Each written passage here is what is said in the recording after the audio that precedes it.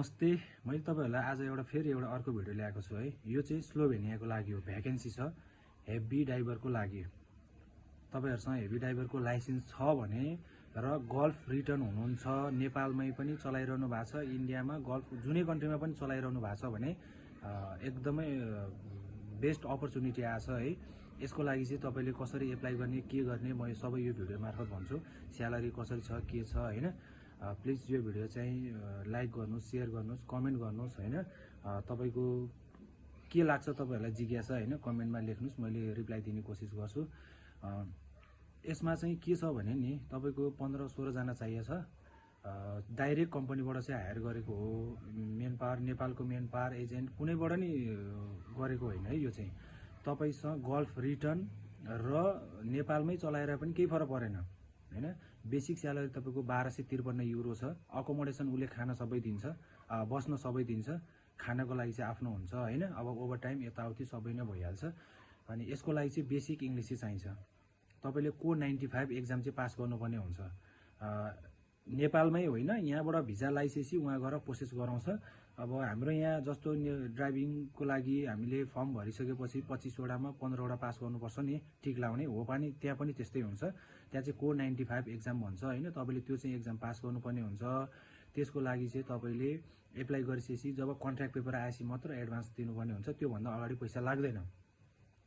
सुरुमा एडभान्स लिएर यताउति गरेर काम गर्ने हैन। यो चाहिँ डाइरेक्ट कम्पनीले चाहिँ उताबाट हायर गरे भएर चाहिँ कोही छ तपाईसँग भनेदेखि चाहिँ 7-8 जना चाहिँ भइसके हैन। उसको आफ्नै मान्छे रहेछ, यहीँबाट सबै गरेको। अब 7-8 जना चाहिने छ, तुरुन्तका तुरुन्त हायर गरिरहेछ उले हैन। अब लाइट गाडीको चाहिँ नर्मल सबैले निकाल्ने ओर्ने हुन्छ। खासै गाडीको सानो गाडी बी को लागि फरक परेन, उनीहरूले लिँदो रहेछ।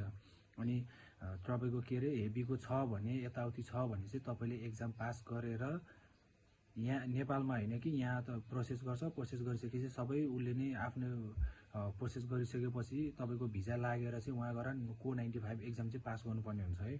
तपाईलाई बेसिक इंग्लिश आउनुपर्छ। तपाईको सर्टिफिकेटमा कति छ के छ मतलब भएन। सर्टिफिकेटको कुनै पनि भ्यालु हुँदैन। तपाईलाई ल्याङ्ग्वेज चाहिँ आउनु पर्यो, किनभने त्यो एक्जाम पास गर्नुपर्ने हुन्छ। एक्जाम पास गरिसकेपछि अनि त्यहाँबाट तपाईले गाडी चलाउन पाउनुहुन्छ हैन। गाडी चलाउँदा नि अब सेन्जेन भिजा भएपछि तपाईले अब त्यहाँबाट इटाली, फ्रान्स, क्रोएसिया, पोर्चुगल उले कहाँ पढाउँछ रुट अनुसार त्यसरी सामान लिएर हिँड्ने हो हैन।